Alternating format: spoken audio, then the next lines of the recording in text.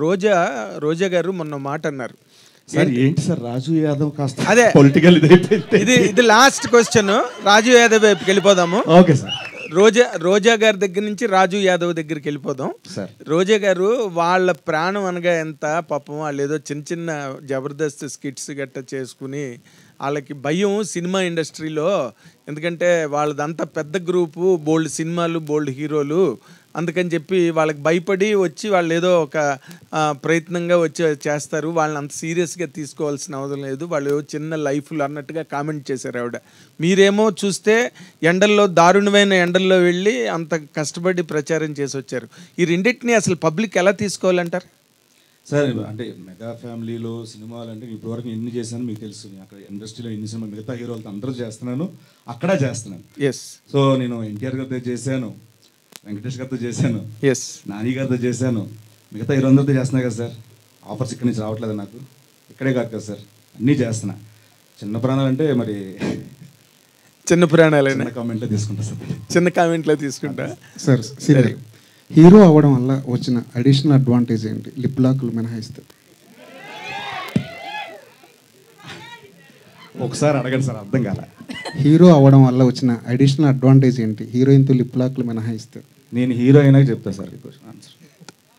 అంతే సార్. ఎందుకు అయితే ఇందులో లిప్ లాక్ ఉంది కదా సార్, దాని గురించి చెప్పండి.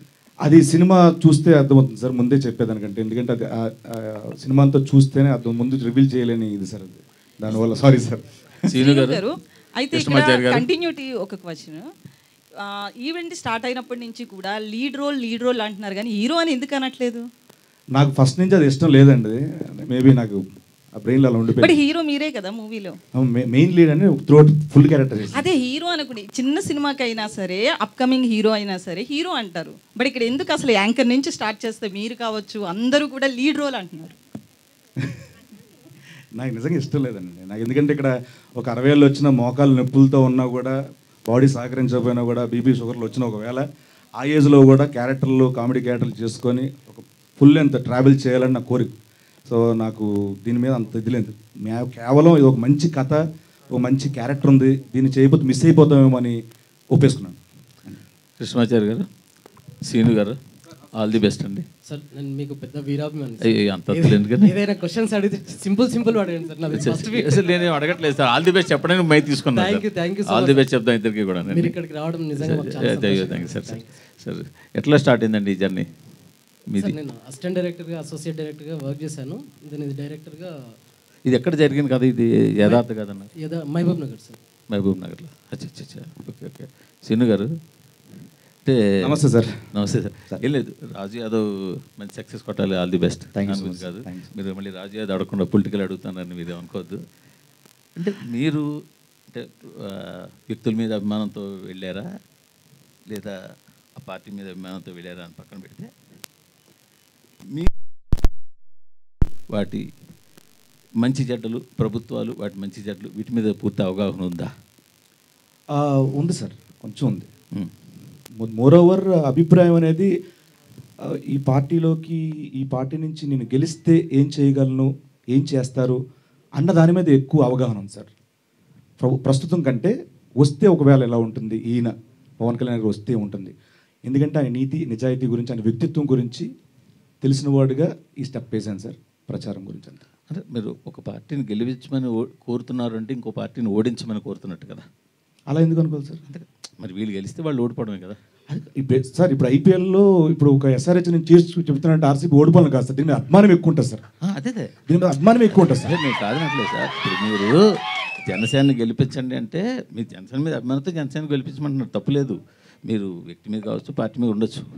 బట్ మీరు నాకు వాటి మీద పూర్తిగా ఐడియా ఉంది, ఈ గవర్నమెంట్ వీళ్ళు వస్తే ఏం బాగా చేస్తారని.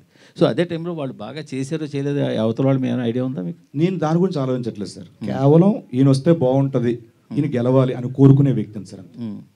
అంతే తప్పించి అవతల వాళ్ళు బాగా చేశారో బాగా చెయ్యలేదో ఈ రెండింటి మీద ఐడియా లేదు. ఉంది సార్, దాని మీద ఐడియా ఉంది. అది ఎలా వస్తే ఇంకా బాగా చేస్తారేమో అని. కాదు, బాగా చేశారంటారా బాగా చేయలేదంటారా వేకప్ వాళ్ళు? ఏమో సార్, రేపు పొద్దున్న ఎలక్షన్ రిజల్ట్ తెలుస్తుందేమో. మీ ఐడియా ఉంది అని అంటున్నారు? లేదు సార్, ఈ స్టేజ్ మీద నేను అలాంటి షేర్ చేసుకోలేదు సార్. శ్రీను గారు, బొడ్డోపల్లి శ్రీనివాసు గెటప్ శ్రీనిగా మారి వెండితెర కమలాసన్ అయ్యారు. సో ఇప్పుడు అదే బుల్లితెర కమలాసన్ అయ్యారు, షాక్ అయ్యాను. బుల్లితెర కమలాసన్ ఇప్పుడు ఎండితెర హీరో అవుతున్నారు. సో ఈ జర్నీలో ఎలా ఉందండి? అంటే మీకు రీచ్ ఎక్కడికి వెళ్ళాలి అంటే ఎండితెరలో కూడా హీరోగా ఏ పొజిషన్కి వెళ్ళాలనుకుంటున్నారు? నాకు హీరో మీద నిజంగా లేదన్న. నాకేంటి ప్రతి సినిమాలో మంచి క్యారెక్టర్ రావాలి, దానికి మంచి పేరు రావాలి, సినిమా ఆడాలి, ఒక 60 ఏళ్ళు వచ్చిన ఇండస్ట్రీలో ఉండాలి అంతే. శ్రీను గారు హాయ్. ఇక్కడ అన్న మీ బెస్ట్ ఫ్రెండ్ సుడిగాల్ సుధీర్ హీరోగా ఎస్టాబ్లిష్ అయ్యారు. ఆయన ఈ సినిమా విషయంలో మీకు ఏమైనా హెల్ప్ చేశారా? అంటే ఇన్పుట్స్ ఏమైనా ఇచ్చారా? ఇన్పుట్స్ అంటే ఎప్పుడు మేము ప్రతిదీ మాట్లాడుకుంటాం. సో సాంగ్ బాగుందిరా, ఇలా చేస్తే బాగుంటుంది, చూడు, అడుగు, మాట్లాడు, ఇలాంటి ఇన్పుట్స్ కామన్గా జరుగుతూ ఉంటాయి. తర్వాత ఈయన ఇష్టం. సో ఎప్పుడు ఉన్నాడు, మొన్న సాంగ్ లాంచ్ కూడా వచ్చాడు నాతో పాటు ఒక కాలేజ్కి. సో ఎప్పుడు ఉన్నాడు నాతో.